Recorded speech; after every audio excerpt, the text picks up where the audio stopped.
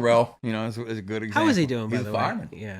He's a fireman? He's a fireman now. Tell him yeah. I said hello. Yeah. I saw him like 2 or 3 years ago. Yeah, he's a fireman for City of Deltona. Actually, his first burn he had. He's one of my favorite guys. I loved working with him and seeing him. Yeah.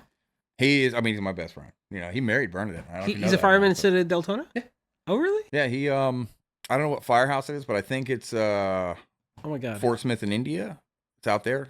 I know it's third area. I don't know exactly what spot, but want to drive over there. I know his first fire that he fought was when I don't remember, like a year ago, a guy in Deltona had a standoff with the cops. He was like had lit the house on fire, and it was over. He were gone to a store and stole a pack of cigarettes and then ran from the cops, and it turned into this, like he was shooting at the cops. That's crazy. So Terrell's first fire that he fought holding a hose was behind a SWAT shield and shit. He had only been on, that was like his second day on the job. That's crazy. Yeah, he'd only been a fireman for like 48 hours. Definitely a great guy. And to become a fireman in your 30s is crazy. Yeah. Most firemen, he's like, bro, I'm the old man, because everybody that he's around. He's a strong boy. He's always been a strong boy. Yeah, it's a lot of man, and he's the smallest of all of my friends, and he's probably the strongest. Because like Brandon's a little bit bigger than me. Jake, do you remember Jake? Big giant Jake, 7 foot tall Jake. Yeah, what's he doing now? He was doing Windows, right? He was doing Windows with his dad. His dad, yeah. He was installing Windows for his dad. Now he's over the road truck driver. Really? Yeah, he delivers trusses. He fits in one of those? Barely, but yeah. What's funny is he got his CDL. He did that. He'd been doing it for like 2 years, and he called me one day at random. Now, mind you, he called me at random to tell me, he's like, I think I'm going to leave my dad's place and become a truck driver. And I was like, why? He goes, I don't know. I just think I want a CDL. I think I'm going to do that for myself. And it was like 6 weeks later. He's like, I got a CDL. So he called me and he's like, man, you know what? I think I'm going to be a pilot. And I was like, you mean like Cessnas? How are you going to fit? And he goes, no. Like I want to be like a commercial pilot. And he starts telling me how much they make, what the pension package. Like 747? Yes. So he did everything that you had to do to like start looking into it, and physically he can't do it because he can't fit in the cockpit. No He's shit. too big. Really? Yep. The tallest that those guys can be is like 6'3", 6'4", because of just the amount of leg room. And Jake is 7 foot tall. Well, he's 6'11". Yeah, I would have guessed he was born in Iowa. Yeah, when I met him for the first time. Well, I think he's 6'10". He's probably 6'11" with shoes on. Because I know I was gonna make him a shirt that says I'm 6'9". Now you don't have to ask, because everybody just always asks, oh man, how tall are you? And he's like, I'm 6'10". I was like, oh shit, I should have asked. Another nice guy, really nice. Oh yeah. And his face still looks the same. It's baby face. Yeah. Never has changed. He still looks like he's 7 years old, and it does not help because he's always wearing overalls. Oh my god! And he walks with that little bit of like a giant gait, so he just looks like a giant toddler that could fall over at any moment. But he is the nicest guy. He is the most kind-hearted, gentle giant that I've ever met in my life. And he's one of the best guitar players I've ever met. That kid's he shreds on a guitar, which is amazing because he has giant fingers. Not long fingers, they're sausages. So I took you off track. I asked you about Terrell. So he's fireman. He's doing great. He's been dating now for like 5 years. My oldest friend. Her mom lives one house. There's one house in between her mom's house and my mom's house. So that we grew up together. You know what I mean? And now they live together. He's kind of her kid's stepdad. They love him to death. They're really happy together. He and I used to go fishing all the time, and now we don't really see each other that much. Now we kind of communicate through stupid reels on Facebooks and the occasional like conversation, and then we'll get together and see each other for a little bit. But that's just because life, is in the tell him I said hello. I will. Yeah. I will. I mean, all of our lives have changed in weird ways. Like I never thought I'd work at a pathology lab. For the better though. I think for the better. I think everyone's grown. Yeah, well, it's I've always worked in bars and music and whatnot, and it was just like pandemic, boom, hard right, because I applied at a dental lab for a driving position, and when I met the guy, they did like a group interview and then did a solo interview, and the solo interview he would go in his office. In his office, he had a signed helmet from the Iron Man set, signed by Robert Downey Jr. The entire border of his office was all Marvel comics, and they're all these old collector's comics. He has Marvel shit everywhere, and he saw my arm. It was meant to be. Oh, he hired me, and he's like, you're not going to drive here. He's like, I'm going to teach you how to do something. So your first day, you're going to go through every department, and you're going to spend an hour in every department. Then your second day, you're going to do the same thing. And then the third day, me and you're going to talk and you're going to tell me where you want to work at. And I was like, okay, I've never had an opportunity like that. And after doing everything, they're called their milling room, but it's CNC machines and 3D printers. And they make crowns and bridges and, like the dental guides for implant surgeries, things like that. And I just thought it was really cool to take something from a 3D design, because you have to scan in the because they give you the stone mold that they take your mouth and you scan that in and then you create it. So you go from this nothing that somebody has given you this scan thing, and you create teeth out of it. And I thought that was really cool. And I've never been a software guy. Like, I'm not computer literate, but it was just something cool to learn. And I went from working in that place in Sanford, and the guy that I met was cool. His partner is the guy that ran the day-to-day business. And it was the worst person I've ever worked for in my whole life. I mean, it was, oh God, it's rude, didn't care about anybody that was there. Like, maybe it was just me. I don't know. But the way I saw him interact with everybody, that's like, I'm good. Like, I would rather make less money and be happy where I'm at than make a bunch of money and want to punch you in the face every day. Because eventually I'm gonna punch you in the face, and it's gonna be bad for everybody. I don't want to do that. And then I just started looking on Indeed, and a driving position came up for Quest, and I blasted I sent him my resume. My boss, he called me in. I had an interview with him. Came home, and then I got called back for my shoulder surgery because I've been waiting. I basically signed up to get my shoulder surgery done because I should have had it done 20 years ago. I just never did. And when everything got shut down from COVID, nobody was going to work. We have insurance. I made more money on unemployment not going to work. So I was like, well, let me get my shoulder fixed. And then it just never happened. So finally I was like, well, everything's open again. I got, like, I needed it. I'd been tired of just sitting around here. I had to get a job. So my boss hired me. And it was like 3 days later, they called me and said they could get me in for the shoulder surgery. And I've been waiting so long to get it done. It's like, if I don't do it now, I'm never going to get it. So I had to call my boss and tell him, like, hey, I can't start. It's going to be like 6 to 8 weeks. And he told me, he's like, oh, I can't hold this job for you. He's like, but I like you, so call me back when you get done. If we have a spot, I'll give you the spot. So I called him back. They had a spot, and he let me pick. It was either doing dispatch or driving. And I've been there now for 4 years. I've gotten, like 40% more in raises. That's awesome. From my starting pay to where I'm at now. That's awesome. I went from just driving and picking stuff up to where now I drive, pick stuff up. I help them, file things through in the lab, deal with slides. And I go in the morgue of hospitals and pick up legs and shit. I've been in there. So how's a leg shipped? Yeah, I can see like a little cooler. Kind of. Do you get a long cooler? It's it's almost like a kitchen trash can in the sense. It's not. I'm just size wise comparable, like tall and thin. You know what I mean? Like the way it's shaped. The top has like a slide-on lid. Is it shaped like a leg? No. No, it's shaped like that. So they put the leg in a packet with dry ice. The leg itself is in an opaque red bag that has like the patient's name information on it, and it's sealed, like it's in a bio. So does it feel like a cooler? Is it like a Coleman or something? No, it feels like a garbage can, really, because it's just this. It's it's a Rubbermaid tall, like rectangular. And they just pack it with ice. They pack it with ice, put the top on it, and they zip tie it closed. And then you take it from. When I pick them up, I take them directly from the morgue straight to the Quest Diagnostics main lab. It's over in Fowler, or over on Fowler in Tampa, right by Busch Gardens. You have to take arm, leg. You have to take like a head or a torso. I've had to pick up legs, toes a lot, but the toes are in a bottle. They're in formalin, so they're floating in a bottle. But people have stuff like that. The leg is the weirdest thing. I went one day because I work every other Sunday. Me and this other guy, we go back and forth, and there's only one hospital that sends out legs. I don't know why. It's just one place. It's just never go to the Claremont Hospital on South Lake if you have a problem with your leg, because you might not keep it. And I don't know why they take them off. I'm not the one studying it. I would assume it has to do with something like diabetes or something, something like that. Yeah. They're probably studying that. Snake bite. Could be cancer, snake bite. Could be anything. I don't know. But I went one day, and on Sunday the lab is closed. Like the people that are in the lab. There's nobody in the lab there. In the hospital lab, which is where we normally pick up specimens from. And most of the specimens are, little vials of blood, like skin flecks, polyp clippings, things like that. Like I said, most times it's just a little tiny bottle. It's just a little floating thing. It doesn't, you're picking up body parts, but it just doesn't feel like a body part.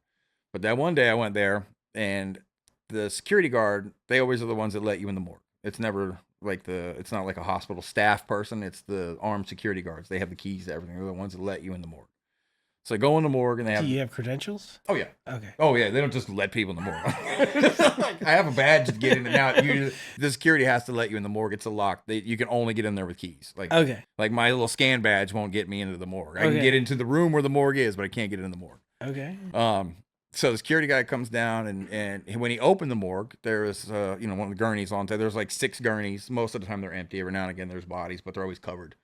But the top thing had 3 white like linen bundles on top of it, and I was like, all right, like because like I said, they're always packed in a red opaque bag. I see no red opaque bags, and I look at the guy. I was like, what's going on? He goes, I don't know. He's like, one of those has got to be for you, right? And I was like, I don't know, because there's no patient information. So there's a sheet on the wall that tells you like what is in there, not what is what. Like there's no markings on these linens. They're just linens. So I look, and it is 2 legs and a baby. Only 1 leg is for me. And he's like, well, I mean, I don't know. I guess just figure it out, huh? And I was like, take whatever you want. And I was like, oh no. And I'm not that's not my job guy. Like if I'm doing something, I'll help anybody do anything. But I was like, sir, that's not my job. You need to call somebody down here. So he called this lady down, and she came in. She'd been there for way too long, because the first words out of her mouth, she goes, oh, honey, are you scared of the baby? It's not going to bite you. I was like, oh no. So more. I mean, I guess you have to develop a weird sense of humor when you deal with it all day anyway. Oh my God. But it's like, that's the worst shell game ever. I'm not going, I don't want to find that marble, So she came in, she had to unwrap them to find which leg I needed to take with me. And then she packed, it's supposed to be packed in the bin. Sometimes it's not in the bin. You have to take the bag, put the bag in the bin. It's not that big of a deal. It's an opaque bag. You're not grabbing somebody's leg. Like the bag has a little handle on it. It's a biohazard bag. Like it's safe handling things. You're not just like grabbing. All right, question. I have to ask. We all have them, but it's really hard to weigh on their own.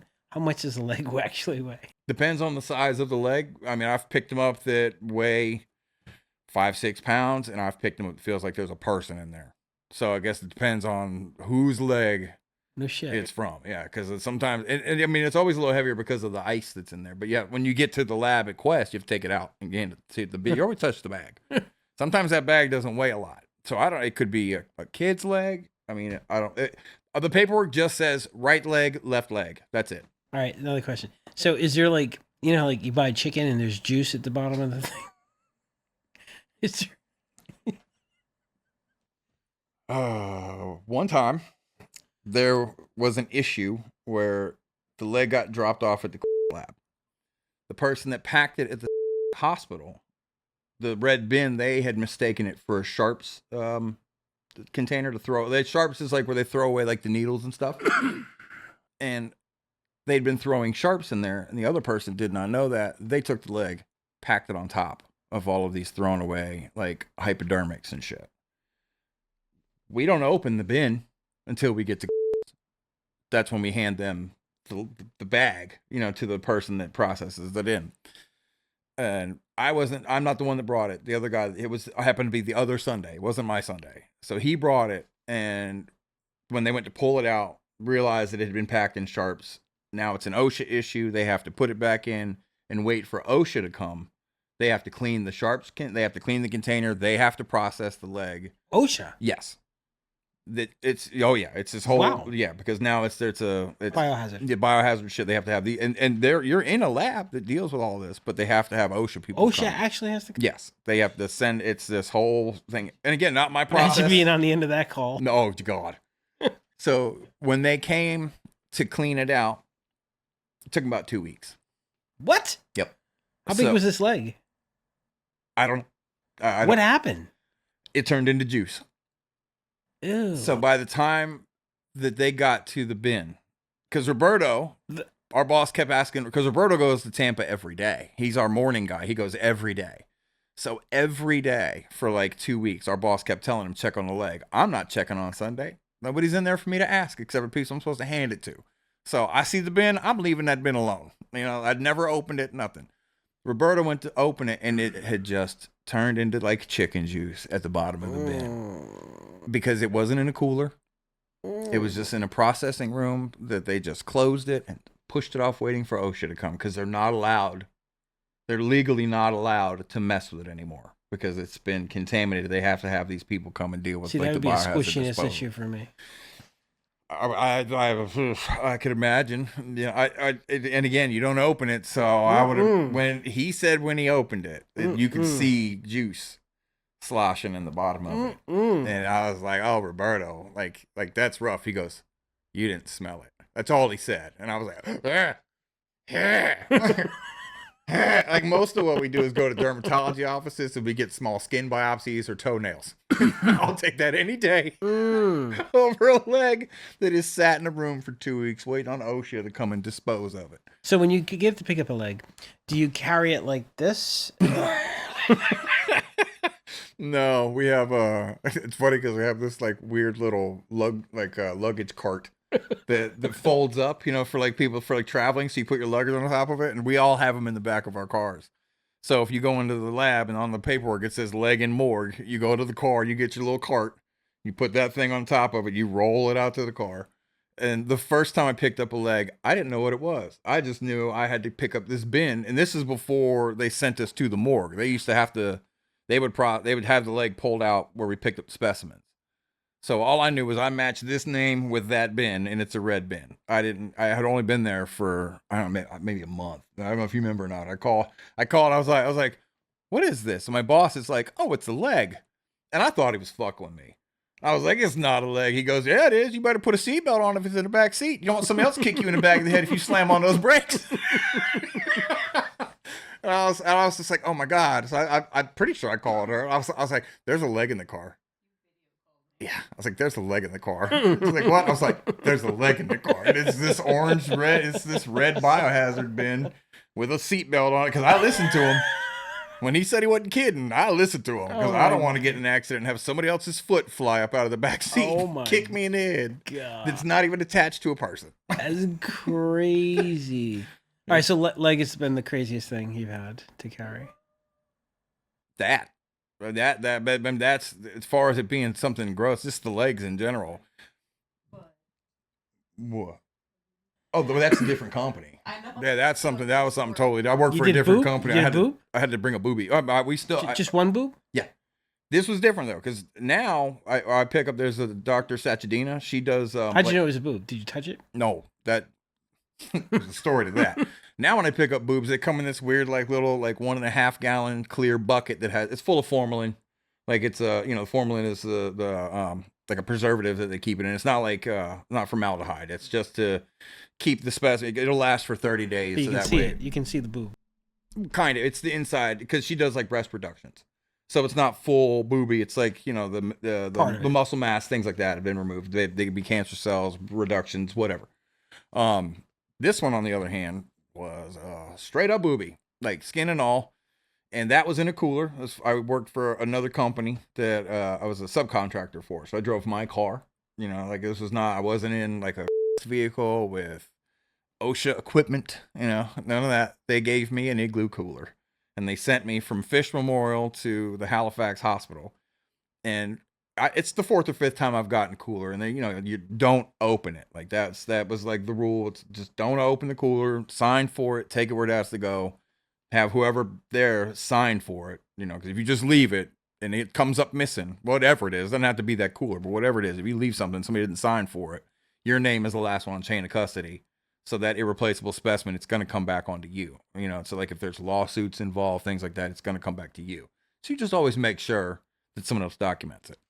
So I get there, and this kid that I hand it to in Halifax is like 21 years old, like a kid. He's in there like learning, like first seasons of Scrub age kid.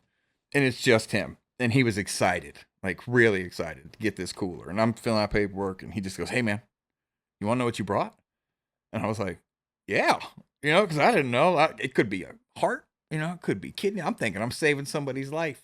He goes, hold on. So he pops it. The cooler's on like a metal table, and he pops it open. He knew before. Oh, he knew because he knew what to expect. Okay. So he pops the cooler open and disappears behind the the open cooler, like the way he opened it up, and he starts taking ice packs out. And all I see is hands and ice packs and hands and ice packs, and then the cooler closes, and the kid has this fucking weird smile on his face, and he holds this.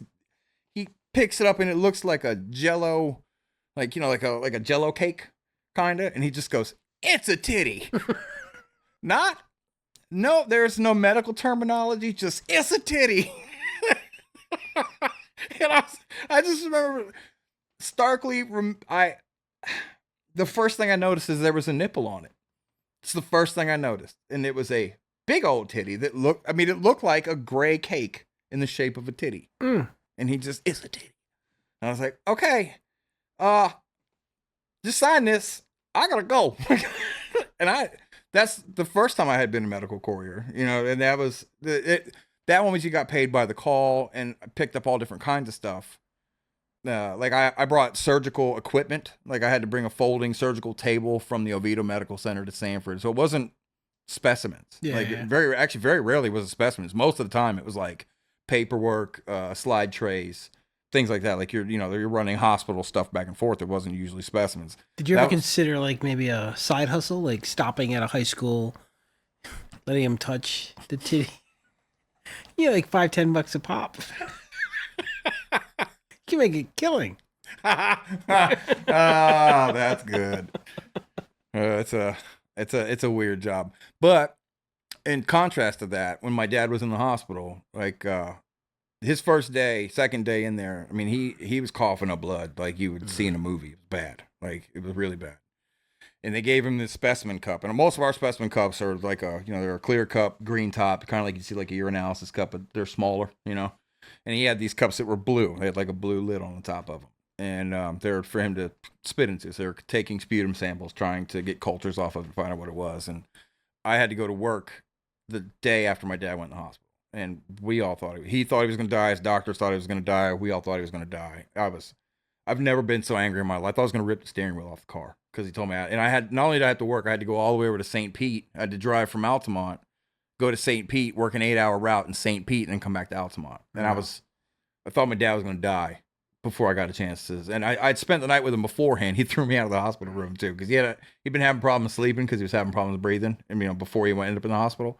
And everybody else went home, and I was like, Dad, I'm not leaving you. Like I'm here. But I was behind him, so I put my hand on his shoulder. I was like, I got you. And I just didn't want to be in there alone. And I fell asleep in the chair, sitting up, and I was dealing with having sleep apnea issues still. So I started snoring really bad, and he woke me up. He's like, Eric, and he sounded like panic. So I woke up thinking my dad's panicking. I thought like the worst. And he goes, buddy, I love you, but you got to get the fuck out. I was like, huh? He's like, I'm trying to sleep and you're snoring. You get the fuck out. Thank you for being here. And I was like, oh, okay. And again, I take Ambien. So if I'm asleep and I get woke up, I'm groggy. So I gathered all of my stuff out, and I would stumble into the hallway of the hospital, doing the walk of shame at 2 a.m. Oh my God. Because my dad threw me out. That's funny. But the next day when I went into work, the first place that I went to go pick up a specimen from, the first specimen that I was filling out for was a bloody sputum cup. And it wasn't my dad's, but it made me feel like, okay, I can't do anything for my dad right now, but I'm doing something for this person. So it gave me and like I called him and told him, it gave me like peace that what I was doing was helping other people. And ever since then, like I know that what we do is important. Like we are a big part in healthcare. We make sure specimens get to the lab from picked up from whatever. But I never really like it didn't. I mean, maybe because it's personal, maybe like you were talking about, like maybe when the pain hits you, whatever. But it really starkly was like, all right, I'm cool with being here. Like I went from wanting to rip the steering wheel off to that I had to be at work to being proud that I was at work and doing again. Plus, she was taking care of my dad. Like I had her, I was checking, had her. She was texting me updates all the time. So like I knew that somebody was with him. I know my mom was with him. You know what I mean? But she was holding it down for both of them. Like they were talking about transferring my dad up to Jacksonville. And the minute she found out that they were going to transfer my dad, she came home and packed the bag. And she was going to go with my mom. My mom didn't even know. Like she came home, packed a bag, and she told her, I was like, I'm going with you. So my mom didn't have to be up there alone. And I was going to not, I was like, well, I'll come see you on the weekend, but I had to be here. No matter what, we still have bills coming in. Like I still have to go to work. My dad No, he told me, he's like, dude, do what you got to do. You know, like the first night I got to have a conversation with my dad that a lot of people don't get to have with their parents, you know. So even if he passed away right now, we're cool, you know. I don't want that to happen. Like, I'm glad that he's still here, but we got to have that talk. And I'm glad that it wasn't that talk of like, okay, this is the end. We thought it was the end. So that was the talk that we had. But the fact that now we have extra time is bonus time. Mm. But going that day to pick up that specimen gave me like a lot of pride in what I do, you know. So it's I love my job. My boss is cool. Like the guy that I work for, he's like working for him is really cool. Like important. What I do makes you feel pretty important. So I love doing what I do. Like I've always worked, but I've worked so I could do what I wanted to do on the side, like this stuff and whatnot. That's the way it's supposed to be. Well, now I work because I love being there, you know, and I still do what I want to do on the side because having a passion outside of work is important, but I'm good. You know, like if I didn't have anything else to do, I'd feel. That's a huge bonus. Yeah. A lot of people never get that. Yeah. Well, that's what it's like before, like liking what you do and being happy where you're at. It's a big deal. And that's, man, I'm about as lucky as I have ever felt. The only job I ever liked was the Navy. After that, it was all about the money. I just wanted to get the fuck out. Just make as much as I could and get the fuck out. I hated my job. Navy? So I'm a civil engineer, so I was a CB. So we do construction essentially. The guy I work with, his name is Frank. He was a CB, and he just showed me like he's like, oh, yeah, he was all about it. He showed me the logo, like yeah, a little bee with a machine gun. Yeah, he just went and had like I guess I don't know, get together with his old buddies or whatever because Frank's 68, 69 years old. So he's an older gentleman. Most of the people that I work with really are they're older people because it's a low impact job. You know what I mean? I'm not digging ditches and stuff. And it's, as long as you're there on time and you're paying attention to what you're doing, you're good. The job's pretty easy. It's important, but it's easy. And most of the people that I work with are, 50 and up. There's a couple people there that are my age and one person there that's younger than me, but everybody else is, they're just older. We have a couple retirees and whatnot. And yeah, there's not too many CBs. But everyone I met, they're typically very hardworking, very knowledgeable, typically very smart. That's typically the standard, just because there's just not a lot of them. And they typically are one of the first ones to go in, especially right before war. And we build up bases, things like that. The first Gulf War I was in, so that was pretty cool.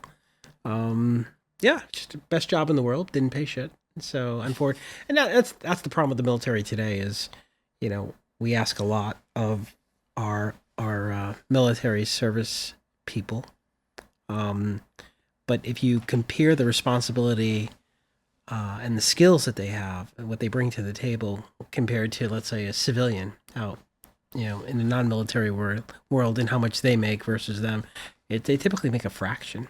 It's insane how little people know about how little servicemen and women get paid. Yeah. A lot of them, get this, they're on food stamps, especially the younger enlisted. They need assistance. A lot of the assistance that is being threatened today. Can you imagine that you're serving your country and your wife at home and you need fucking food stamps to make it through? Your military service is not enough. That's insane. So all of my friends, and me included, all of us had signed up for the military because I graduated in 99. So in 98, when we're all 17, 18 years old, we're all being recruited. We're all doing the recruitment thing. Everybody is signing up. And I was signing up because I was just a fucking knucklehead. I had nothing going on. So I ended up going to prison. And that saved me from being in war. Every single one of my friends now that are at my age, all of them are combat vets. Yeah. All of them have major issues, both physically and mentally. None of them are the same people, and almost all of them for the worst. A couple of them, the choice few of my friends that are better off for being veterans are the ones that were in the Air Force and the Navy. The ones that are Marines and Army, it caused a lot of issues with them. Yeah. Except for one of my friends that was in the Air Force. He went into the Air Force and got into intelligence, and he thought that he was going to be James Bond. And they put him on the side of a mountain and listening to phone calls for like 3 years. And he came back stir crazy. Like he doesn't want to be, he doesn't like people. And Phil used to be one of the nicest guys. Really? He doesn't want to be around, but he's been listening to the most fucked up phone calls for years. So that's crazy. Yeah, when he first came back, I went to his house. I went to his mom's house, not even his house.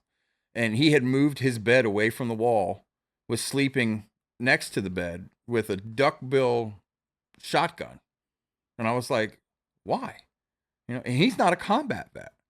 And I was like, why? He goes, if you knew what I heard people talk about, you'd be afraid of all your neighbors too. Oh my God. I was like, holy That's shit. crazy. Yeah. He's the only one that wasn't like frontline veteran that came back fucked up. And it's because they made him listen to the most fucked up phone calls. Like that was his whole job.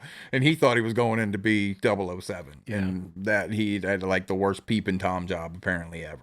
Jesus. Yeah. He's like, you just hear the worst parts of everybody, and he's not, they listen to our phone calls. They listen to like Chinese, you name it. They're listening to it.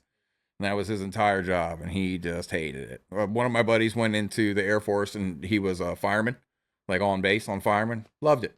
Came back great. Does really well. He's a fireman Air Force is probably the easiest duty. It is truly the closest you're going to get to a 9-to-5 job in the military. I was stationed in Lajes Field, Azores, and in the middle of the Atlantic.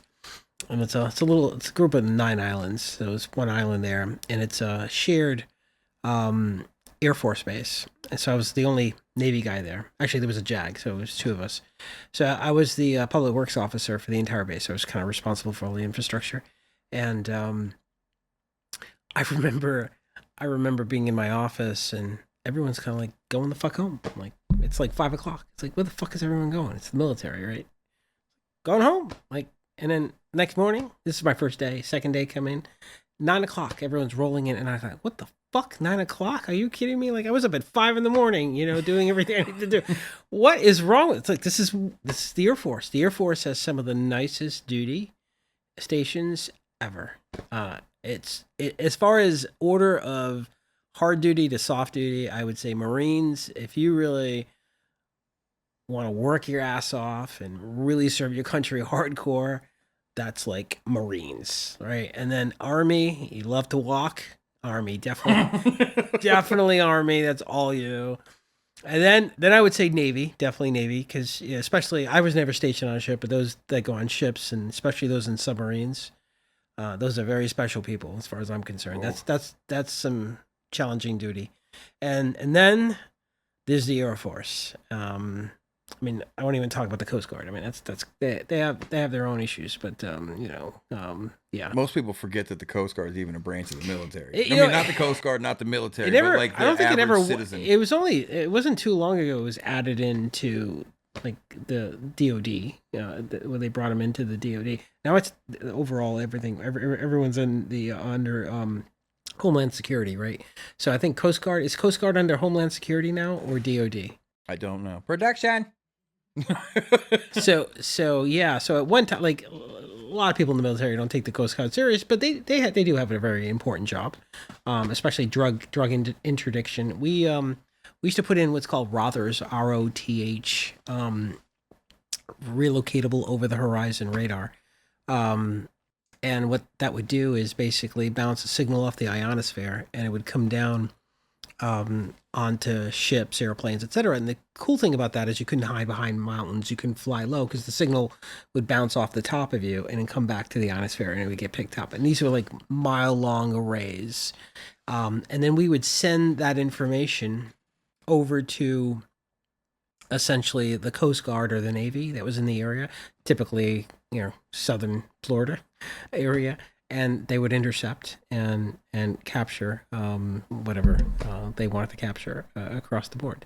But the Coast Guard has some interesting duty, especially drug interdiction services. That's pretty good. I go. One of the places that we go is down in. So is it DoD or? Yeah, so it's DHS department. So yeah, so a lot, like most people in the military never consider the Coast Guard as part of the military. The Coast Guard is always considered the Coast Guard as part of the military, but I think officially it's not. It's like the Marine Corps. Like the Marine Corps, like if you go up to a Marine and say you're part in the Navy, so no, I'm a Marine. But you look at their paycheck, it says Department of the Navy. Yeah, they're Navy. So a lot of people don't want to accept that, but it's just the way it's structured. But yeah, Coast Guard, I don't know. You can go with either or. Yeah, my dad was a helicopter crew chief that ended up being a helicopter gunner. Army? In Vietnam. He, to his credit, me growing up, like he never ever told me like war stories. You know what I mean? He told me like funny shit that happened. Like he did say one time that the helicopters had taken fire, and some stuff come up through the floor. Nobody had gotten hit, but when they landed, somebody was like, "Oh, Jimmy, you're hit," and he had been bleeding from his stomach because he took a little piece of shrapnel, just a little shrivel, like a little. But the adrenaline, whatnot, you don't feel it. Didn't feel any of it. It wasn't like he got shot, so he just had this little cut, but it had been bleeding really bad. So when they landed, he was getting out of the helicopter, and somebody pointed out. He's like, I looked down, thought, "Oh fuck, I'm shot," and fainted. He just fell out of the helicopter. And when he woke up, no stitches, they just had to pull this little sliver out. That's hilarious. Yeah, so everybody so those are the stories. That's a whole different war. Those guys, holy shit! I could only imagine. I asked him like what it was, because we didn't grow up with the draft. You know what I mean? But he did, and so I asked him because he got drafted. So I asked him like what it was like, and he was telling me the story. You go out, you fill in your paperwork, and you go home, and when the lottery comes up, if your number gets called, it's time to go. He's like, that wasn't my experience. He's like, I went in, filled out my paperwork, and I had to call my dad to come get my car because they took me right then. No shit. Yep. So he walked down the street, filled in his prescription papers, and got kidnapped right then and there. So that must have been early in the war. No, I think like 2 years in, something like that. 2 years? Yeah. I'm not. Damn. That part I'm not 100% sure on. I could be. Well, they were pulling. What's your dad's last name? Bulmer. All right, pulling B1. Anyone B1? Right as soon as he walked in. Yeah. Oh, I'm a B. He also stay in that line. He also was telling me like they'd line people up and they're like whatever number you got, they'd be like, all right, Army, Navy, they're going down the line, and so they were going down and they gave somebody the Marines, and this guy starts crying. Yeah, because you got Marines. So somebody over here starts laughing. The guy goes, "Oh, funny boy, Marines." Oh yeah, really? Yeah, and they took the guy that was crying and put him in retribution. They took the guy that was crying, put him into the Air Force. Like, we don't need you up there anyway. But the guy that was making fun of him, like, you're a Marine now. Oh my god. Yeah, my dad's like, I just shut up and let him tell me where to go. That is hardcore. Yeah. Yeah, Navy was the best job I ever had. I got to tell you, it's like amazing. The people you meet, the stuff you learn. But like I said, after a while, I needed to make money for my family. So you sometimes some people don't have a choice; they get out. Did you the UAP thing? Did you guys ever have to do any of that stuff? UAP? Yes, the new UFO. That's what they call them now. They're UAPs. Because like the military, did we have to do any of that? Well, the military just declassified a ton of stuff, and most of it's Navy stuff. Yeah. Most of it's ships of like the Tic Tac video, things like that. Of like, I haven't seen any of it, but so what have we learned? Okay, I didn't. Well, what I was going to ask is if you ever had any like contact with any of that kind of stuff, because would I ever admit it. No, absolutely. Well, because they just declassified all of it. So I know, but what have we learned? What revelation? There's it depends, because David Fravor is the commander in the Navy, but he's a fighter jet pilot. Okay. He just famously like testified in front of Congress about, and he said they're asking him like what it is. He's like, I don't know. Yeah. Like, is it an alien? He goes, I don't know. Like, is it one of ours? He goes, oh no. But that he knows of. Well, for what they follow is called a Tic Tac video, and it's a famous video, and they call it a Tic Tac because the thing they're following is shaped like a Tic Tac. Okay. And it went from like 50,000 feet to like 500 feet in less than a second, like 50,000 feet above to 500 feet, and then mirrored. Don't you think though, Eric, that there's no clear video? Pick any conspiracy. Oh, this one's a pretty clear video. Is it a clear video? There's that one, and there's 3 videos that are pretty clear, but they're military clear. They're like they're locked on with grainy black and white. Yes. Yeah. There's that. There's one that's called the gimbal, and one that's called the go fast. So let's fast forward. Everyone today, you can't spit on the sidewalk without someone recording you, right? High definition cameras. So these cameras have been around for 5, 6, 7 years. So assuming let's assume there's alien flying whatever that can move that fast. Why don't we have any clear video of any of it? Like we do have we always had some pretty high tech camera systems. There's a lot of theories to that. One of the main theories, Bob Lazar is the guy that came out. He's the reason that the general public knows about Area 51. It came out in the 80s, and he was one that basically blew the whistle. He brought people to watch them do test flights. He was the one that worked on the propulsion systems at yes, but Area 51 is famous for that Isn't that UFO that right? That But not alien? just the one. His entire thing was that he worked on the propulsion systems, and his job in there was to back engineer the propulsion systems. And From a UFO. they had 10 separate ones, all different. From up there. One was an archaeological dig. This is what he said. This is one guy, right? So one guy out of. Well, now it's not one guy. Now there's a lot of people that Really? Oh yeah, and the military's declassified it, and nobody's ever said that they're extraterrestrial. That the main thing is we still don't know what they're here. They think one of them was a gift. They found one of the ones that they found under ice, totally unharmed, not crashed. Under ice, really? Yep. Interesting. Totally unharmed, not crashed, and they found it in like 72.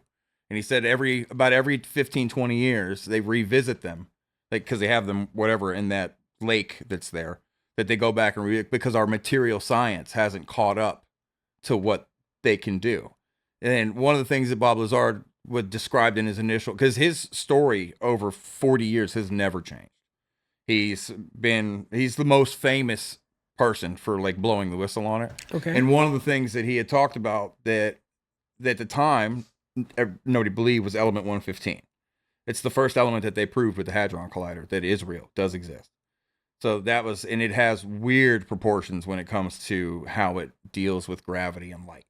And one of the theories that he said of what they were used was more like a gravity drive. So it wasn't as much propulsion as it was the warped gravity around it. And like what you see as a flying saucer, we think flies like this, actually stands up and flies like that. Okay. And it's because it moves gravity. So you don't feel inertia inside, things like that. But one of the things he said that was the most remarkable, that made it feel the most alien to him, was that every piece of it was one connective piece. There was no paneling. It seems. Now we have 3D printing. Yeah. And if 3D printing advances another 1,000 years, 5,000 years, so we're already starting to print weird shit. Like they print soft tissue. They print all kinds of weird shit. Yeah. So material science, being that they've caught up, and since the phenomenon of UFOs, our technological advancements. Wait. So let me just make sure I understand that. There's a guy that says there was a gift of some type That's of one of them. Alien aircraft That they think. That he didn't say it is. He said that they think, because it's the only one that they found that is wholly undamaged. Was left as a gift in the ice. Yeah. Just like will you look up Bob Lazar, please? In the ice, and then he took that. This is back in the 70s. They took that and they reverse engineered this warp anti-gravity type drive. Trying to. Still trying to. Yeah, well, the problem with the element that they had, because they told him it was element 115. The problem is it's highly unstable, and it breaks down really, really fast. It's not like explosive, but they can't stabilize it to make it a solid energy for I don't know. I'm not a fucking physicist, but they couldn't essentially use it. Listen, I think there's always a possibility that we've been visited in the past. I mean, why not? I mean, this planet's been around billions of years, so yeah. Well, I guess that's a possibility. But I haven't heard any. Yeah, well, because now the government has let that stuff out, so now it's like become because the UFO community was always like the crazy people. Now it's all kinds. But the stuff they've declassified, does it corroborate his? Some of it, yeah. Yeah. Yeah. So especially the element 115 shit. That's that of all of it. And interesting. He knew the entire layout of the Los Alamos base, even though the government said he's never worked here, he's never been here, we don't know who he is. Oh, I see. That like all kinds of and he was able to find his name in the Rolodex. Like George Knapp is the reporter that broke the story when he came to him. And again, he'd been talking since the 80s. Like that's just one of the things that he's designed. But that doesn't that look like it came out of the 50s?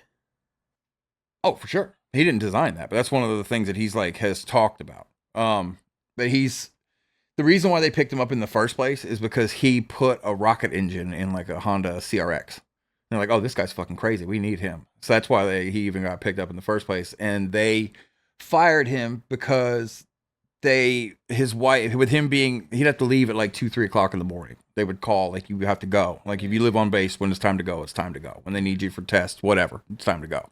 But he couldn't tell his wife. because he's, there for whatever sacred reason. But so he just keeps leaving in the middle of the night.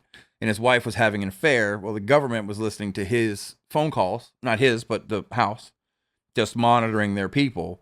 And when they found out that his wife was having an affair, they knew that when he found out, it might make him unstable. So they let him go before any of that happened. And that's how he found out his wife was having an affair. Then he has a doctorate. I don't remember what it's for, like PhD and from MIT or whatever. They like all of a sudden, all of his education records are gone. Like he's just burnt, like totally gone. And then he was afraid to come out. And then he started taking people to the test sites where they're like watching. There's a video that he took on like a, one of those things of them doing tests, and he's talking about it's going to come out at this time. It's going to make this maneuver and come back, and it's exactly what it does. Really? You can't see it. It's just a dot because it's like something from the 80s. I gotta look at that. I don't keep up with that. I mean, is it possible that someone or something has visited this planet? Sure. I mean, there's trillions of galaxies out there. Yeah. Right. Well, now Brian Murorescu, I'm not sure if that's how you say his name or not. He's another astrophysicist that deal with the quantum computing things. And he is the one that basically said the only way that the quantum computing is working the way that it's working is that it's tapped into alternate universes and has gotten all of the things. Yeah, I've heard of that theory. So that's kind of heard of that multiverse theater. They think the quantum computing is the closest they've come to I don't know. It's not proven. I mean, first of all, quantum compute, we're so really far away from getting those things to actually work properly. Yeah. We're so far away. Well, his theory about what the UAPs are is that they're not alien. They're not time travels, nothing like that, but that everything, all matter exists on vibration. All matter, Yeah. So multiverse, we could have the exact same Earth just vibrating on a slightly different wavelength. And what he thinks is that whatever it's overlap, that is, he's figured out how to crossover to see either what's going on here, like his and in the thought process of like, do we have conversations with ants? No. Do we watch ants to find out about them? Yes. Same thing with chimps. Like we spend a ton of time learning about chimps, watching chimps. So it's not like this is just his theory. Possible. You know what I mean, possible. It's not far. It's possible. Yeah. But then like Musk is like, I go to space all the time. There's aliens. They're not there. That's all he says. Musk is like, has the weirdest. All right. So colonizing Mars, since you brought up Musk again. Good idea? Bad idea? Bad idea in my mind. I feel like if you have the resources to, over time, terraform a planet that is desolate, a short 2 or 3 billion years, but their plan, whatever the plan is, if we have the resources to do that, why don't we have the resources to million people fix here in 20 years living on Mars? That's what he thinks is possible. A million? Million or a people, billion? 1 million. Oh, I thought okay. I didn't know if you said with an M or a B. I mean. That's like 100. I did the math. I think it's like 180 people a day. And we do have leaving today. We do have a shit ton of population, around the whole planet. Like the global population. I think when I was a kid was like 4 billion. Now we're like 8. So, if anyone's lived like in Canada, especially northern Canada, the Arctic, above the Arctic Circle, it's pretty like crazy hard living, right? So Mars is like 1 billion times no oxygen. There's sandstorms, windstorms that hundreds, if not thousands of miles an hour, right? Super hot, super cold. Constant lightning strikes. Radiation, like insane, right? So the whole planet is trying to kill you. And I never understood the purpose of actually trying to colonize it. I understand, from at least a national pride standpoint saying, we put our flag there. Yeah, it's just like the moon, right? Yeah. Right. Like I understand that purpose, sure, and just to show like our technical prowess. No one else, right? Because like right now, only countries now are starting to put rovers on the moon. No one's still been on the moon except the United States. You do believe we went to the moon, right? Oh yeah. Okay. Yeah. Okay. Makes this conversation so much easier. No. I believe we went to the moon. Right. So I can understand from that vantage point, from a, I guess, national pride vanity standpoint, like, sure. But the whole concept of trying to put a bunch of people that want to live on Mars, I mean, if you like living in a garage setting, sure. But you go outside, You're dead. Yeah. Like, You have know, you never seen Total Recall? it's insane. Yeah, that part I don't understand. Why not take all that money and energy and put it into maybe trying to fix our problems here? You know, that's. But I understand where he's coming from because he stands and his company stand to make a shitload of money at the expense of the taxpayer. I can understand bias. So he has a bias, obviously. Yeah. But for I would think maybe even the moon first, because I think they found different minerals that we may be able to use, and frankly, it'd be cheaper to bring stuff back from the moon than to haul stuff back from Mars, assuming we even had anything of value over there. But I just don't understand the purpose of bringing 1 million people over there. I don't even understand the purpose of just living there in general. I don't see the value at all. Yeah. It's not like we'll ever terraform it, ever. Let's just be realistic. We don't have the technology. Maybe 1 million years from now, we may have the technology. I mean, just the concept of terraforming anything, it just doesn't make any sense. Do you know what the ancient astronaut theory is? That we are Martians, like that we already blew Mars up and we came here. That the Ark was just a spaceship. Yeah, well, that's Prometheus. Have you seen the movie Prometheus? Yeah. Right. So that's the whole the whole concept, right? Yeah. So they came from Mars, right? That's why Mars is so desolate, because we evaporated the atmosphere by using nuclear. They weapons. Dropped our DNA here, and we bombed here to get rid of the dinosaurs to clear that out. Listen. Sure, why not? I mean, all possible. Yeah, but I'm just saying those are the theories, and again, that's who fucking knows, But that's one of those theories, because Mars, if it had a valid atmosphere, would be a closer planet to Earth, not. Yeah, to Earth, I think that would be awesome if we could find like a screwdriver or a wrench or something on Mars. That'd be awesome. Like on the as a rover drives over to something, look, someone's tool belt. That would make it so much easier to follow that story. But it's some nerd's belt that brought whatever, Batman's belt whatever. Up there. Frisbee. Give me a fucking frisbee on Mars. Just show me something. I mean, there. Unfortunately, we haven't found anything. You see the images of the cubes they found up there? That's pretty weird. No. Yeah, it's if you look, there's a real like a cube or well, or is it like the face, like that face? No, the face is just a weird shadow thing. Yeah, but exactly. it's a pretty square cube. But I've heard a bunch of people say, well, that doesn't happen in nature. But there's different crystals, like you can grow them at home that grow in a perfect cube. Yeah. You know what I mean? So it's like it does happen naturally. But there's I don't know which That's one of those. Top right? Is that it? But it's highlighted in white. So it's not actually white, but it's geometrically it's pretty square. Because like Elon was just on Rogan talking about it. He's like that's pretty interesting. Like even Elon said that. He's like, but could be, but nobody's saying that it's something that's remnant. But they have found things that they think are pyramids that are buried there. And like when we found the Sphinx, we just found the top of it. We had to excavate that. Yeah. So it's one of the like if they go up there and they start finding shit like pyramids and a Sphinx up there, that would be crazy. That's very possible because obviously we had to excavate a lot of Egypt to find that stuff, and that was all forgotten until a lot of it's still buried. Yeah. So I wouldn't say no to that. I think that's a valid theory. Yeah. Maybe there is something out there. I just think it's all fun to think about. It's not something that, I think it's cool. I hope the United States is the first country that goes to Mars. I think that'd be badass. I mean, because the next planet is a little farther away, right? So going to the next planet would be very challenging. But Mars is probably going to be the last planet that we can safely go to, that we can even land on, because you're looking at Jupiter, Saturn. Those are some crazy that gravity drive. Yeah, good luck with that. I don't think they've been there. When you have 2,000 mile an hour regular winds, that's a whole different ballgame. But Mars might be it, right? So, the crazy part is, so Elon specifically wants to go ahead and send man out there into space and colonize space in general. It sounds great, right? On paper, it sounds like, oh yeah, humans out human there. Panspermia. Yeah, just why not? Right? Well, that's what it is. That. But in reality, if you think about it, so if you take the fastest rocket we have today, the fastest speeds, and double it if you want to, and let's go to the nearest planet, right, outside of our solar system. Do you know how many years it would take us to get there with the fastest technology we have today?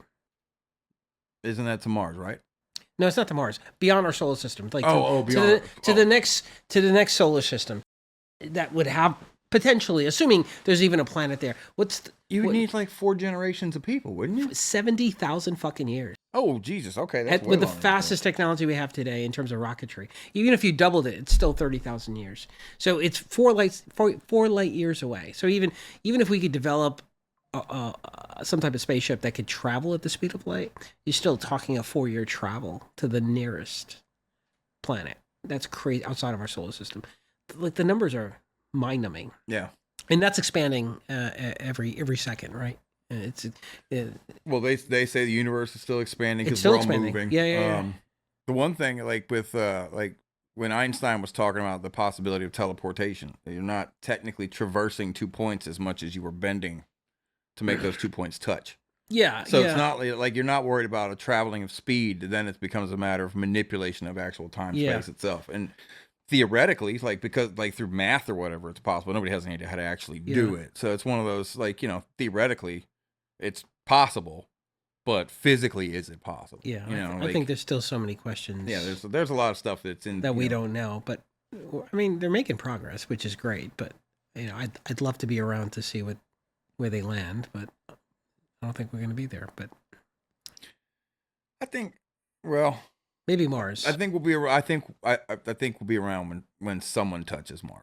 Mars, yes, I think so. Yeah, colonize Mars? No, touch Mars? Sure. Begin moving a couple of people there? Yeah, but I don't think it's not going to be doing like a moon landing, one of those kind of things, yeah. Yeah, another great step for man. I do have a weird conspiracy thought when it comes to the moon landing, though. I do believe that we went to the moon. There's proof that we went to the moon. Yeah. But I think that the video that they have of the astronauts is fake. And I think Which video? All of it. And I think all of it? I think that it's fake for multiple reasons. I think on TV we won the space race, even though we were there physically. But at the time, all of our cameras, all of our film capabilities worked off of film and exposure. Where did the film come from if there's nothing to stop the radiatory exposure to the film that they're taking? Why is the film not all overexposed? Why is the flag standing straight up as opposed to whatever direction they put it in? So you're saying that the footage that was taken by the astronauts, I guess, but the camera mounted, I guess, on their chest, some special camera, right? I forget what it was called. So you're saying that footage, that camera had film in it? Yeah, they're filmed. Yeah, they're film cameras. Film. Yeah. But there was live TV, right? There was live. I don't know that, but I don't know because I wasn't. Yeah, so there was because one of the conspiracy theories is what was recording the astronauts coming down the ladder. That's a good question. I didn't even think of that. Yeah, so there was a device that they mounted on the lander that came out, and so they prepared for this situation, obviously. So it came out, and that's what was broadcasting live back to what everyone saw when they were coming down the ladder. Another thing too is there's one really weird section where I don't know which astronaut it is, but one of them falls, like lands like this, backpack up, and then just does a push-up and ends up like straight back up. Which makes sense. 1/6 the gravity. That would make sense. As far as the flag standing straight up, I mean, aside from the pole, or being the pole, I think they had a bar on top of the thing, of the flag, that held the flag in its position. Uh-huh. Yeah. That I did not know. Yeah. And then I think the wave, the other theory was the waving of the flag. There's no wind in space, right? But I think there are solar winds. I think that's how they explained it. There are solar. And then the other one was the lighting, multiple angles. Yeah, the multiple angles. And they proved that one source could give you multiple angles. So they did. There's a whole documentary on going one conspiracy theory by another, where they actually physically show you. Yeah, I'd love to watch that. That would be cool. Yeah, I've watched all the conspiracy theories on why it's fake. There was some, not so much the counter, and I think that might be my bias of like. Yeah, they hit every single one of them, and there was one where they had these crosshairs on the camera system, and you may know more than I do about this, where some of them appeared like altered, like below or below the actual image and they should be on top of the image, but then they went into that. Forget the rationale there. So they hit every single one of them. I watched it, yeah, across the board. And then of course, obviously they had the all the footage across the board, and why there's no stars. They go into that, which makes, actually, to this day, if you believe the recent rovers that landed, and you look at the live shots of the Earth, there's no stars in that shot. I've never noticed, because I watched the videos from the space station and stuff. I've never noticed. Yeah, there's no stars. Yeah, it's an exposure thing. Yeah. So, and if you look at the latest rovers, so everyone now believes that we've just recently dropped rovers in there, whether it's China or us, just recently last week. And you look at the live shots back of Earth, the horizon of the moon.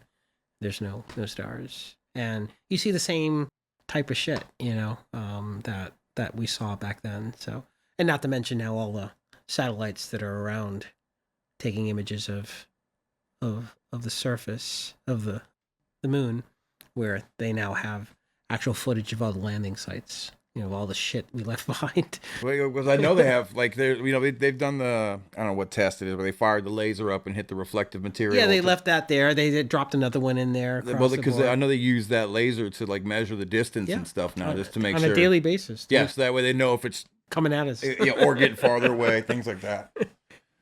So I've always liked that kind of shit. It's like the moon. I have a friend who still doesn't believe in the moon landing, but and then the flat earthers. That's always another conspiracy. I think that one came out as someone on just a Reddit chain, just fucking around, and somebody was like, "Oh, believe that," and it just took fucking hold. I think that's one of those that somebody started as a gag and it took life. And people genuinely, and there's hundreds of thousands of them. Genuinely, it's not. I know people. You're not convincing them otherwise. No, I know. They'll call all the shots of the curvature of the Earth that anyone can get these days. Even the live shots, you can pull it up on your phone. You can see live shots of satellites taking curvature. It's like, oh no, that's all manipulated. Those are fisheye cameras and stuff like that. So. Or it's the dome. It's the dome of the firmament. Yeah, the firmament. Yeah. Yeah, you're not gonna change anyone's mind. My nephew's girlfriend, she started talking to me one day about the Earth being flat. Damn. And I don't remember even when it came up, and I was like, "Do you really think that?" And she's like, "Yeah." And I was like, "Oh, honey." I was like, "Why do you think that?" And she goes, "I learned it on TikTok." And she said it to me like, "How do you not know this?" Straight face. Oh, well, more like I'm the idiot, And I was like, "Oh no." This same girl, we were playing Cards Against Humanity one day, and one of the answer cards that she had was ISIS, and because I don't know if you ever played Cards Against Humanity. Just once. Huh? One time. Okay, well you can get wild combinations. Well, one of the answer cards is ISIS, and she had the card, and she's like, "I don't know what this is." We're like, "What?" And she goes, "What's is?" Like, you're, huh? Like, how do you not know this? She's like the definition of bless your heart. Yeah. Because she's April. She's so sweet. She's so fun. Like, she's a kind person. I envy people like that. I do. Yeah. Ignorance is bliss kind of thing. Yeah. Oh, I'm telling you. They have, I think they live longer. I think they're generally happier for sure. Yeah. And this is gonna sound insensitive, but I don't mean it that way. But people I have a couple of friends that have family members that have Down syndrome and whatnot. They're the happiest fucking people in the world. Mm-hmm. Because they're not worried about that. I believe it. They don't. They're not worried about the shit. They're worried about going bowling with their friends, seeing their mom, and enjoying their life. They are the happiest. I mean, everybody got bad days. They're still human beings, but in general, they're the happiest fucking people. I can see that. Yeah, no. Because they don't have to. They're not dealing with the day-to-day stress. I envy stuff, it. No, I do. Oh no, they really are. They're just happy all the time. Yeah, they're beautiful dogs. Yeah, that's a Shane Gillis bit. I envy I envy them sometimes. I really do. Yeah, Shane Gillis has a bit about how people with autism are cats because they're real sketchy. They don't like loud noises. They don't want to be touched. They're unpredictable. He's a funny. People with Down syndrome, beautiful dogs. They're just happy to see you all the time. Ask one if they want to go for a walk. They'll be excited. There's this whole bit and Shane Gillis's uncle is Down. He's a Down syndrome guy. Like he's got a whole bit about his Uncle Danny making cheese sandwiches in the middle of the night. Shit. So him, like he's like, he owns one of the first things he did when he got money was they opened a coffee shop that's run wholly by people with Down syndrome. He's like, and it's going exactly how you think it would go. He's like, but we love doing it. Like, Oh my god, he's a funny comedian. oh yeah, he's great, and it's like he says shit that's just outlandish. But the man himself, like if you go past the jokes, the man himself is a wonderful person. Yeah. He gives back all the time. You know what I mean? He just says shit that's just like, oh, okay, buddy. But he's a comedian. That's kind of his job. That's hilarious. Like my favorite comedian's Bill Burr, and Bill Burr says the wildest shit. Yeah, he's funny too. I love Bill Burr. Huh? Yeah, he's pretty funny. Yeah, and plus, like he has one of the best life quotes that I've heard recently at all. And he's talking to somebody, and I don't remember who he's talking to, but he's like, "Yeah, you're gonna be all right. Like even if you're not, then deal with it then." He's like, "But why ruin today? Right now we're all right. You're gonna be fine. And if you're not gonna be fine, we'll fix it then." Yeah. And it's like a simple thought process, but it's like it's hard. It's hard to do. It really is hard to do, but it's like there's if you get stressed out, that's a good way to think about it. It's like I'm gonna be fine. Yeah. I recently started taking gummies. My daughter said I was too high strung, so she put me on this automatic delivery service from Oregon. So I get these packages of gummies. So I have like kitchen stacks full of gummies. I don't take them all. I'd be like out all the time. So occasionally I take one. So when we go camping or stuff like that and just hanging out there. So once first time out, I took 4 gummies in a row. I didn't realize you're not supposed to. They're good. I mean, they're like gummies, right? Well, they're tasty, yeah. They're tasty. So I took 4, and my head literally was like vibrating like this, and I thought I was having a stroke. Then my wife was like, "What'd you take?" I was like, "Took some gummies." "How many?" 4. "Oh, okay. I'll see you in a couple hours." I get gummies all the time from the dispensary, and I take 10 milligram gummies, and I'll take 1 or 2.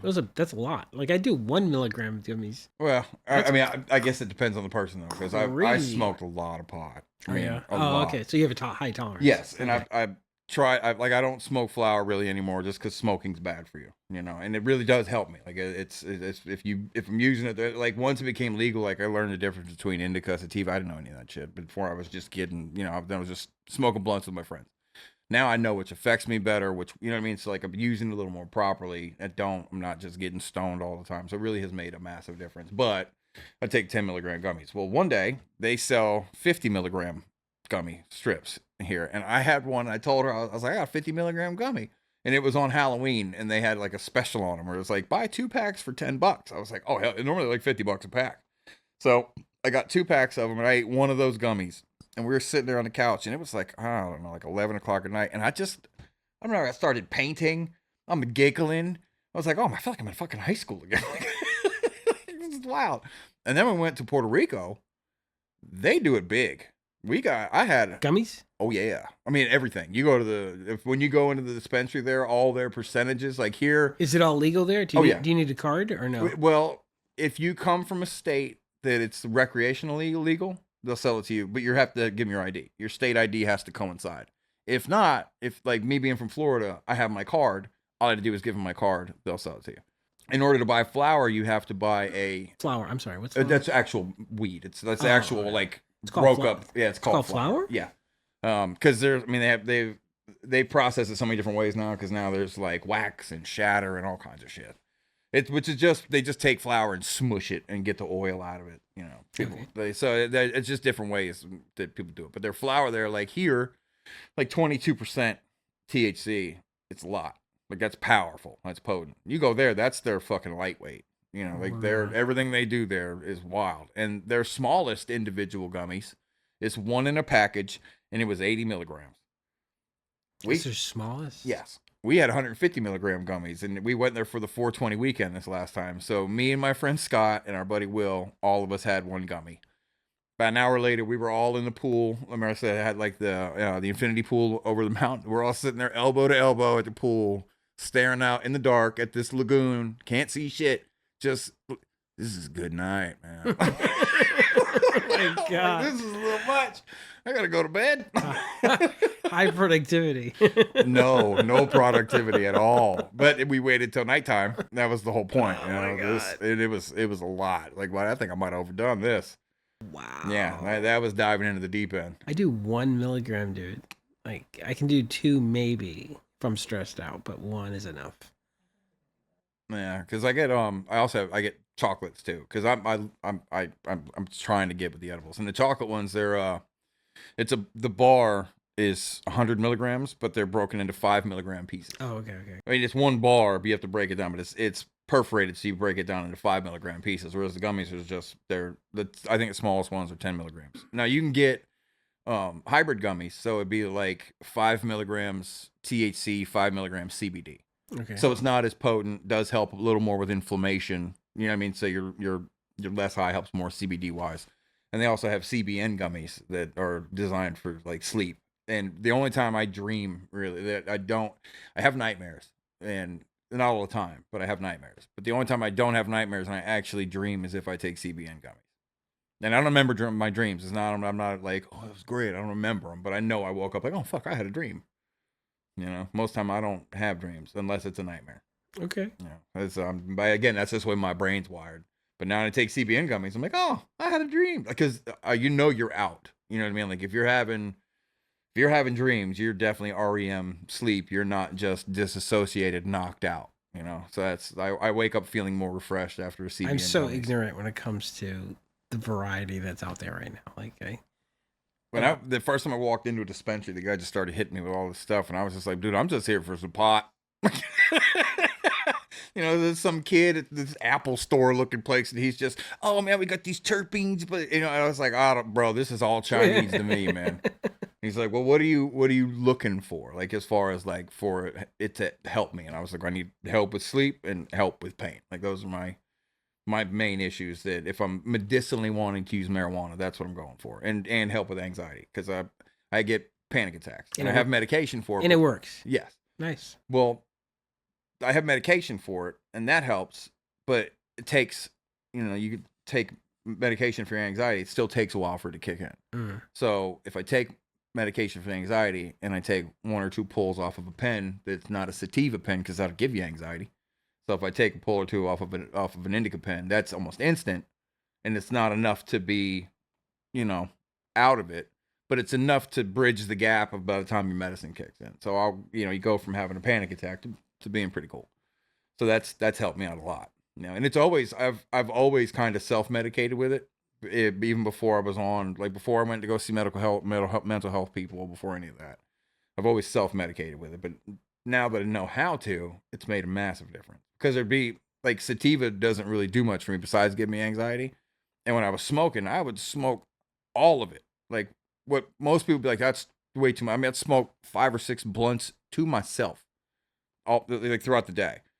That's a lot, and it wouldn't do much for me. But you know what I mean. But it's because I was at sativa. Now that I know that indica is what affects me, it doesn't take any of that to work. And I'm not running around just being stoned all the time anymore. I'm surprised the recreational law didn't pass in Florida.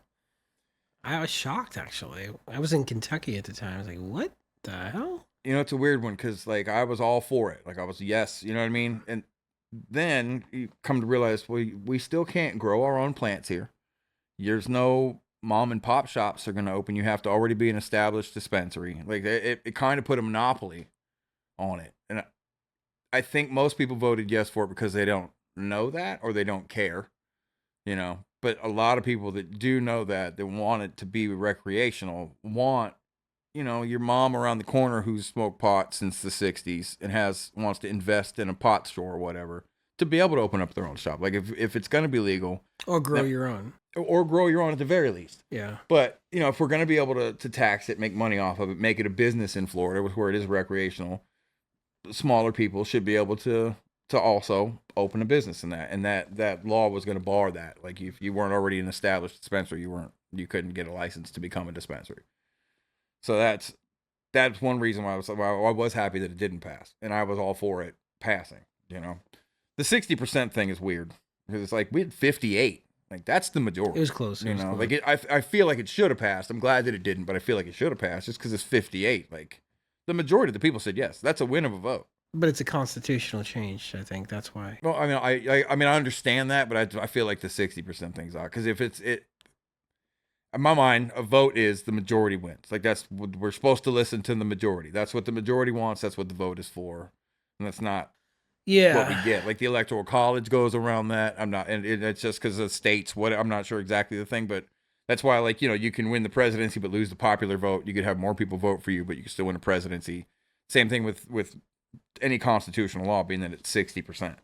Now, I feel like if the majority of the people that voted wanted it, it should pass. Now, I'm not a lawmaker. I think it's probably to minimize the flip-flopping. Can you imagine? Like the Constitution would change every 4 years. Yeah, I guess, yeah. Yeah, and think about that. It does kind of mitigate that. Yes, that way it just gives you a buffer. That's what I'm thinking.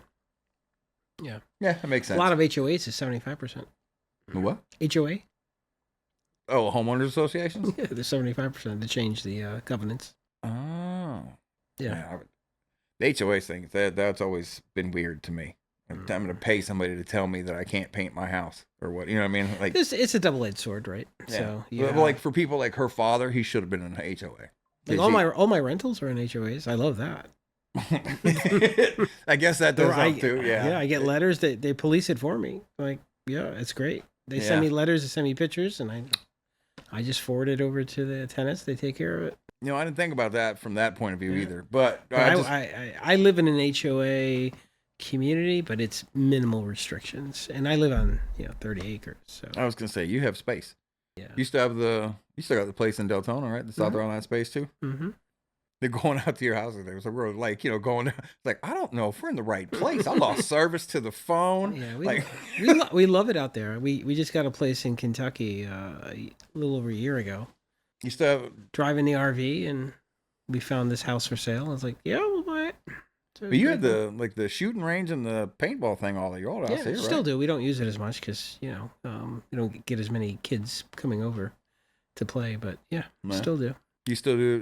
Do you still participate in the competition shooting? No, I haven't done that in a long time. No, because I know it's something you were doing. Because like when we first met, you were talking to me about making the pistols and stuff. Yeah, I sold the gun business, but a couple of years ago. I think that's the first one I remember you telling me about. Yeah, like not giving, but selling to the guys that have been running it. Yeah, I sold that, so that was good. It's getting boring after a while, anyways. But yeah, no, we spend a little bit of time in Kentucky now, so a year, about half the year in Kentucky.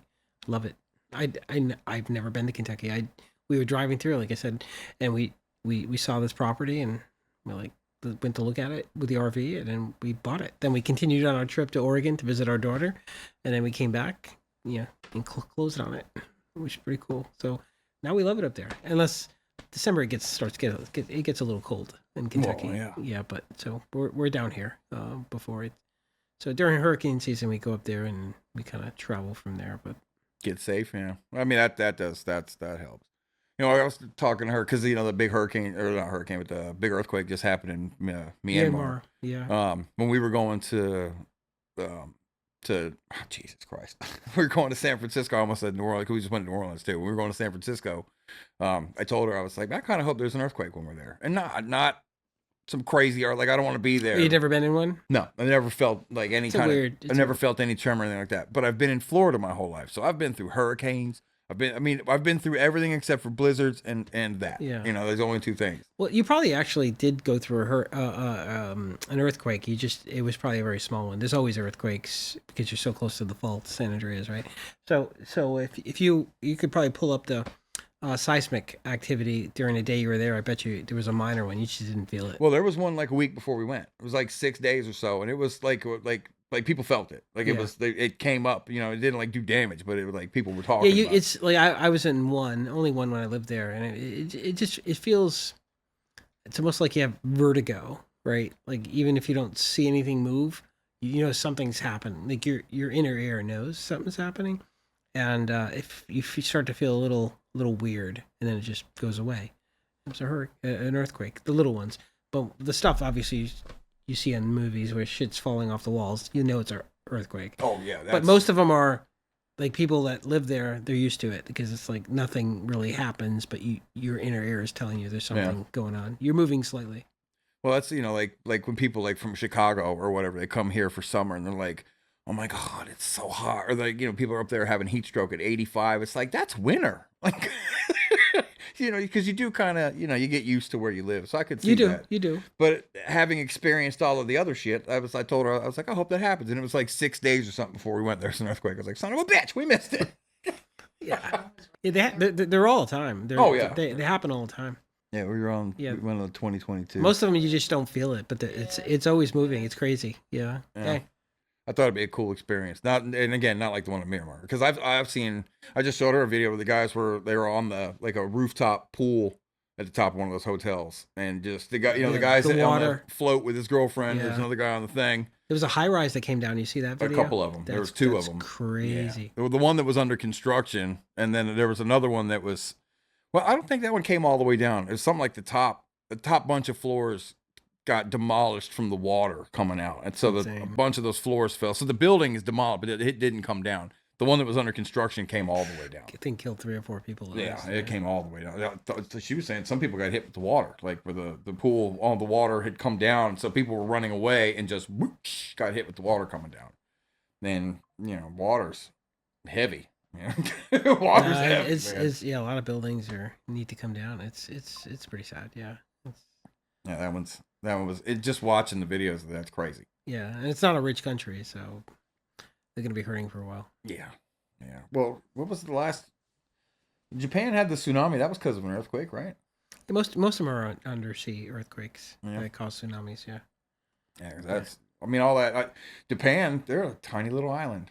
They deal with all kinds of shit. Yeah. No, absolutely. We just went. Well, not just, but when the Godzilla Part 1. I don't know if you saw that or not, but it's like the newest release one, but it's all in Japanese. No. He looks like the old Godzilla, but not a rubber suit. Really? It's great. Is it? And it won a bunch of Oscars. It's a great movie that happens to have Godzilla in all it. in Japanese. All in Japanese. It's all subtitled. Me and my dad and Terrell went to go watch it 100% expecting to just make fun of it. Like me and T will go watch movies and just clown the whole time. And it was good.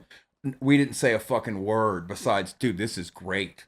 Really? Like, oh yeah, it's a phenomenal. Godzilla's just the plot was good. The plot's amazing. The plot is about a guy who is a Japanese gentleman, and it's like World War II time, and Godzilla basically comes to where they're at, like where their base is, and all the other people are getting in there, and he's a kamikaze pilot. Okay. And instead of getting in his plane to fight like all these other people did, he ran away.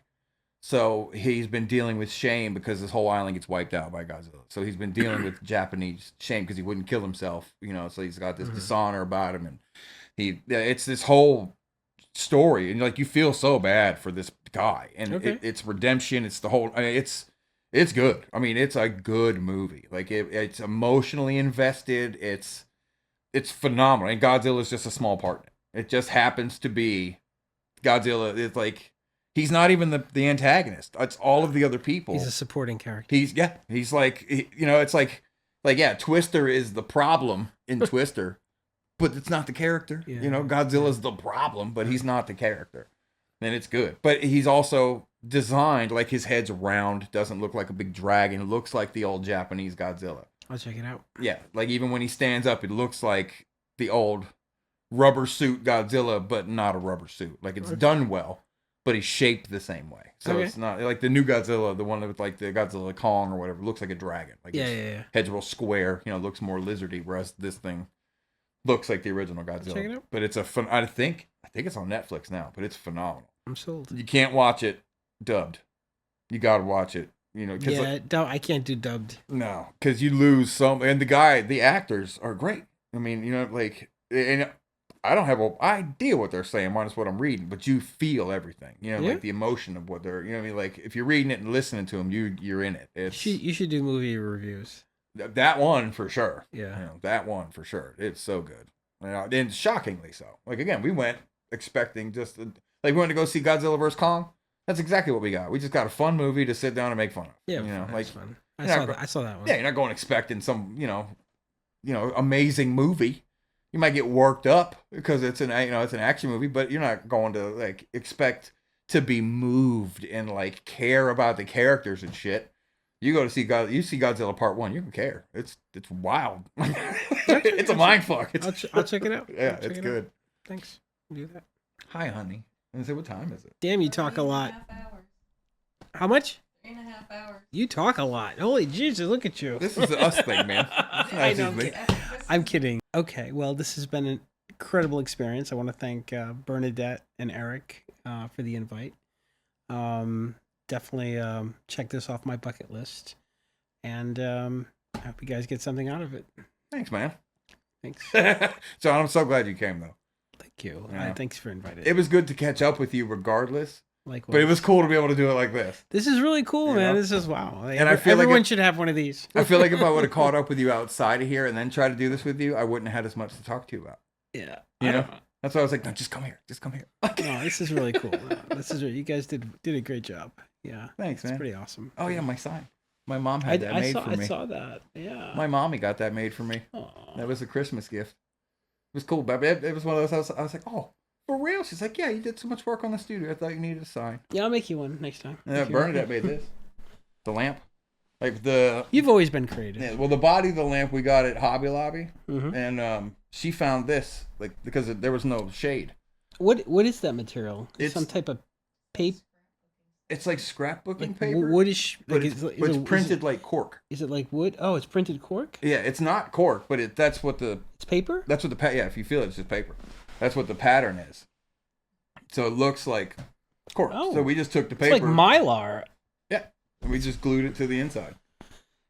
So that way, because you have it on, it blasts forward that way. But having a little bit of contrast, You've light always been behind creative. gives Though, depth. so I'm not shocked. I'm not surprised. Yeah, that was pretty cool. I like that. If you ever do something creative, I'll be surprised, but not her. I'm audibly creative. She's visually creative. You are. You're awesome. No, seriously. Like I reflect on it so many times. Like in great part, you guys were great to work with. I mentioned it earlier. As like the Bulldog, my first bar, kind of progressing. I think that was awesome to work with you guys. It was probably one of the best business experiences I had, and it turned into a good friendship. So it's pretty cool. Yeah, it was a lot of fun too. Yeah. Another thing is too, our centerpiece we change for our guests, and we always give them to them as a gift. No, you don't. Really? So this is for you. I was gonna get. This is a good memory. Well, I was gonna get you a bulldog, like a little resin bulldog statue, and I couldn't find one that made me feel like it was you. So that is Bullfrog. No, it's a Chinese feng shui fortune frog. Okay. So it's to bring you good fortune in both finance and love. Is this thing permanent? It's glued in there. I don't know how chintzy it is, but that is so cool. Because I was looking for a bulldog and I saw that. I was like, I'm gonna get that. I will put this on my desk. There you go, John. Yes. There's your gift from me to you, my friend. It's a feng shui fortune frog. I appreciate it. That's awesome. No, it's cool. I can look at it every time and like think about this experience. It was a great experience. Yeah, man. Again, thank you for coming. No, thank you. I mean, thank you.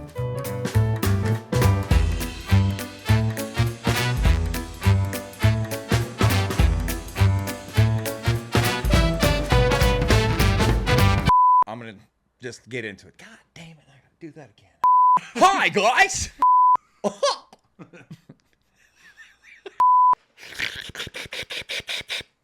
He's not with me right now, and I have to do this again because my wife just walked in the door. Cut.